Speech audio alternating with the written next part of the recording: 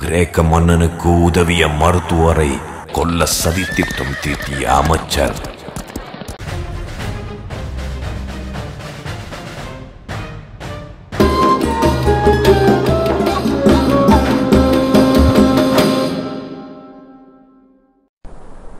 மீனவர் விலக்குள் அடைப்பட்டிருந்த பூதத்திடம் கதையை சொல்ல ஆரம்பித்தார்.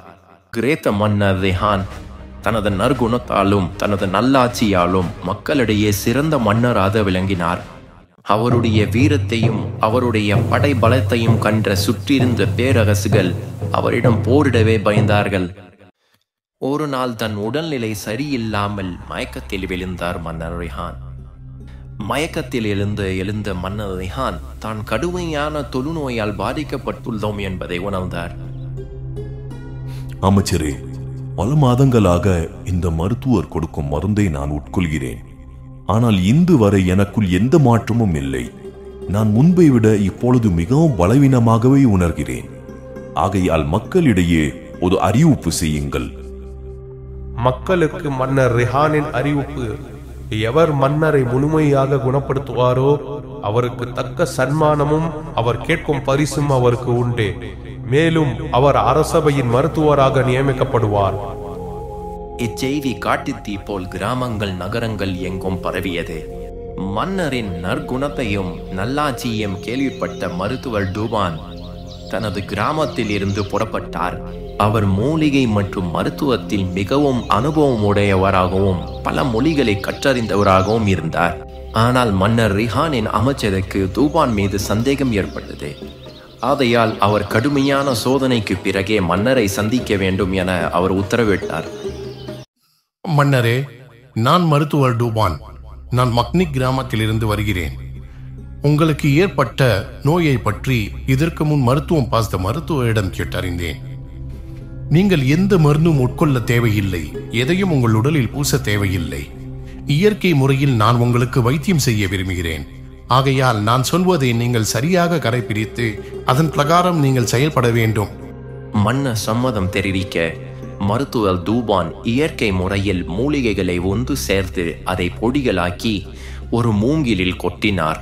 அதில் சிறு சிறு துளையில் போட்டிவிட்டு சிறு பந்தையும் உருவாக்கினார். பிறகு அவர் மன்னரை போய் சந்தித்தார். மன்னரே, நான் ஒரு மூங்கிலையும் பந்தையும் தயார் செய்து கொண்டு வந்துள்ளேன். அதை வைத்து தாங்களும் தங்கள் பணியாளரும் அருகில் உள்ள அடர்ந்த காற்றில் விளையாட வேண்டும். இதுவே என் வேண்டுகோள். மன்னர் மருத்துவர் டூபானிடம் சம்மதம் தெரிவித்தார். ஆனால் இதை கேள்விப்பட்ட அமைச்சர் மிகவும் கோபத்துடன் மன்னரை வந்து சந்தித்தார். இவன் மருத்துவனா அல்லது மதியற்றவனா? ஒரு நாட்டை ஆளும் மன்னனிடம் கையை மூங்கிலையும் பந்தையும் கொடுத்து பணியாட்களுடன் சேர்ந்து விளையாட சொல்கிறான், அதுவும் நடு காட்டில். தாங்கள் நம் மருத்துவர் கொடுத்த மருந்தையே உட்கொள்ளுங்கள், விரைவில் நீங்கள் குணமடைவீர்கள். இவனை கண்டால் எனக்கு சந்தேகமாகவே இருக்கிறது. அமைச்சரே, சற்று நிதானமாக இருங்கள். டூபான் சொல்லும் இந்த முறையை சில நாட்கள் பின்பற்றிதான் பார்ப்போமே. மருத்துவர் டூபான் கூறியது போலவே மன்னர் தன் பணியாட்களுடன் மூங்கிலையும் பந்தையும் வைத்து காட்டில் விளையாடினார். மூங்கிலில் உள்ள மூலிகை பொடி காட்டில் உள்ள இயற்கை காற்றுடன் கலந்தது. தன் பணியாட்களுடன் மிகவும் உற்சாகமாக விளையாடி கொண்டிருந்த மன்னரின் வேர்வையில் அந்த காற்று கலந்தது. மேலும் அந்த இயற்கை காற்றை மன்னர் சுவாசித்தார்.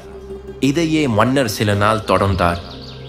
இந்த அற்புதமான சிகிச்சை மன்னருக்கு பயனளித்தது. அவர் இந்த தொழுநோயிலிருந்து முழுமையாக குணம் பெற்றார். மன்னர் குணமடைந்ததை அறிந்த மற்ற நாட்டு சிற்றரசர்களும் பேரரசர்களும் மன்னரை நேரில் சந்தித்து தனது மகிழ்ச்சியை தெரிவித்தனர். மன்னர் கூறியது போலவே மருத்துவர் டூபானை நேரில் அழைத்து 2000 பொற்காசுகளை கொடுத்தார். மேலும் அரசபையின் மருத்துவராக மருத்துவர் டூபானை நியமித்தார். அப்போது அரசரை அமைச்சர் தனிமையில் சந்தித்தார். நமது ஒற்றன் நம்மிடையே ஒரு செய்தியை கொண்டு வந்துள்ளான். அவன் கூறியதாவது, மருத்துவர் டூபான் உங்களை கொலை செய்வதற்காகவே இங்கு வந்துள்ளார் என்று கூறுகிறான். நீங்கள் ஆணை பிறப்பித்தால் மருத்துவர் டூபானுக்கு நம் மரண தண்டனை விதிக்கலாம். அமைச்சரே, சற்று பேசுவதை நிறுத்துங்கள். அவன் என்னை குணப்படுத்திய மருத்துவன். அவன் என்னை கொல்ல வேண்டும் என்று நினைத்திருந்தால் எத்தனையோ சந்தர்ப்பத்தில் நாங்கள் தனிமையில் சந்தித்திருக்கிறோம். அவன் மூலிகை என்று எனக்கு விஷம் கொடுத்து கொன்றிருக்கலாம். ஆனால் அவர் அப்படி நடந்து கொள்ளவில்லை. ஏனென்றால் அவர் ஒரு நல்ல மனிதர். நீ சொல்வதை கேட்டு நான் அவருக்கு மரண தண்டனை விதித்தால், தன் மனைவியின் பேச்சை கேட்டு தான் வளர்த்த கிளியை தானே கொன்ற அந்த நல்ல மனிதரை போல் நானும் ஆகிவிடுவேன். யார் அந்த நல்ல மனிதர்? அவர் வளர்த்த கிளிக்கு என்ன நேர்ந்தது? தான் அன்பாக வளர்த்த கிளிக்கு தன் மனைவியின் சூழ்ச்சியால் ஏற்பட்ட பரிதாபம்.